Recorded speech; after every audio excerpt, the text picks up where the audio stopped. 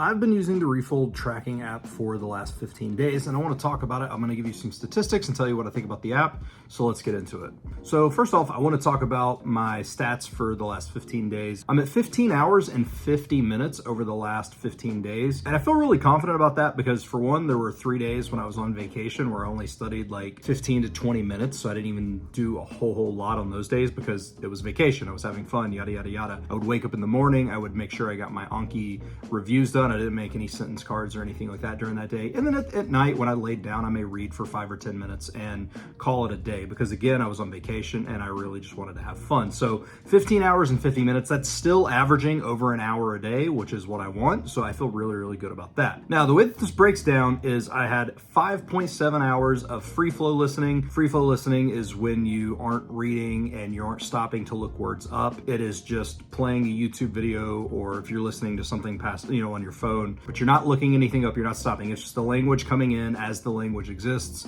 You're not looking anything up or anything of that nature, and that's what it is. So 5.7 hours of that. I really wanted to focus on that for a bit because that is the weak point in my Mandarin, is my hearing, my listening. And so I wanted to really just get a ton of the language into my ears and see if I can progress that way. So I feel really good about that. Next up was 4.2 hours sentence mining. Now this seems, I don't remember doing it this long, but sometimes it takes longer. The problem with sentence mining for me is like my vocabulary is actually pretty decent, and so it can take me a really long time to find sentences. And so while 4.2 hours is sentence mining, I mean, you could probably chunk some of that off into like a reading thing, which we'll get into in just a second, because it's going through the subtitles. But 4.2 hours of sentence mining, so it would take me, it might take me 30 minutes to mine 10 cards because I understand the content that I'm watching. And so I guess that's why that time period is up a little bit. Next up is vocab study. This is Anki. This is, waking up, doing my reviews, doing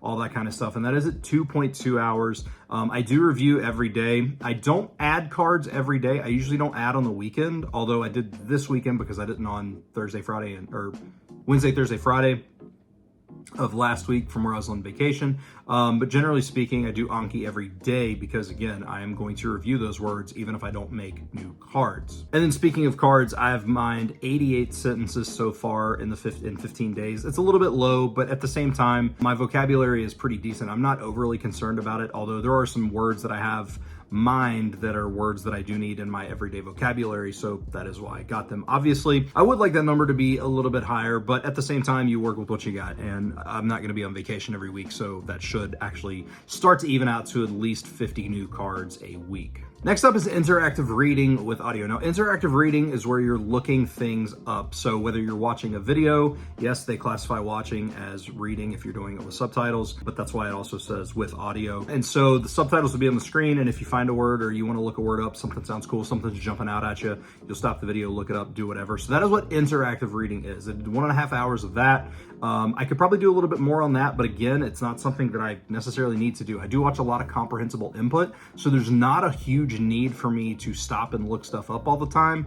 And so that's why that's at 1.5 hours. And then honestly, a lot of that comes from actually reading via link. I will import comprehensible input videos into link, and then I will read the subtitles while listening to it. I obviously go back in free flow listening, and I will watch it without the subtitles to see if I understand. But a lot of the reading comes from reading via link without video. Next up is free flow reading, which is being not having audio. And this is, again, like I was doing on vacation where I would read at night and stuff like that, no audio, and just be able to get a little bit of stuff. So that is how the time breaks down. I'm really, really satisfied with that. And the way that that breaks down is listening is 11.9 hours, reading is 7.3 hours. You can obviously tell that's more than 15 hours, but from where some of these overlap, that's why it looks a little bit different. So the main thing is listening for almost 12 hours in the last 15 days. I'm very, very satisfied. If I could get listening up to almost an hour a day, I would be very, very satisfied. But again, life happens. You got work to do. You got stuff to do.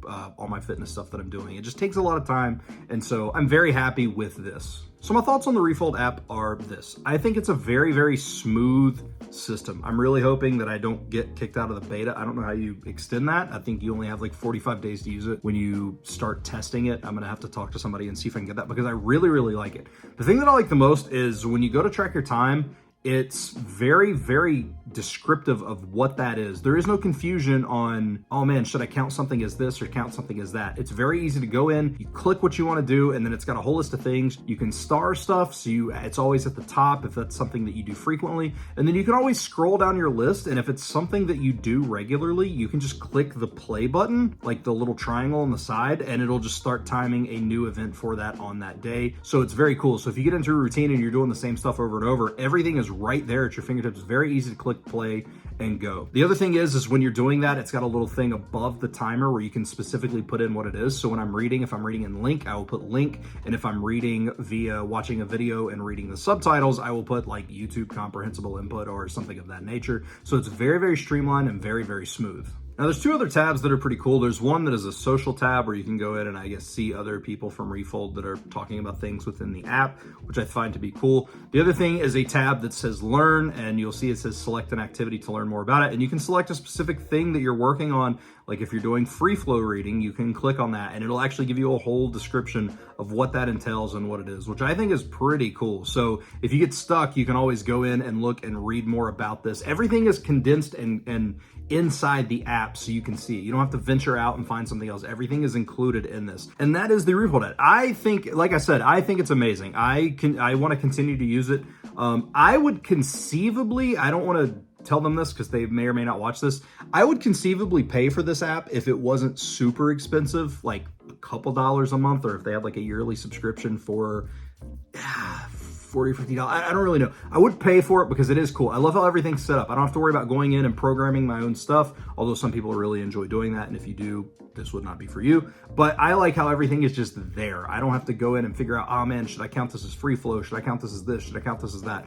Everything is just in this app. And for people who overthink things like me, it works out perfectly. So I probably would pay for this. Again, it would depend on the cost. I wouldn't pay $10 a month for it. No offense to Refold. I know you guys spend a lot of time developing this and money developing this. I probably wouldn't pay $10, but I would definitely pay probably a little bit less than that because everything is streamlined. Everything is there. It updates instantly. Everything is smooth. For this to be a beta app, I'm pretty impressed with it. And that is my final thoughts on that. Have you used the Refold app? If so, let me know down below. Thank you for watching. I hope you enjoy, and I will see you in the next video.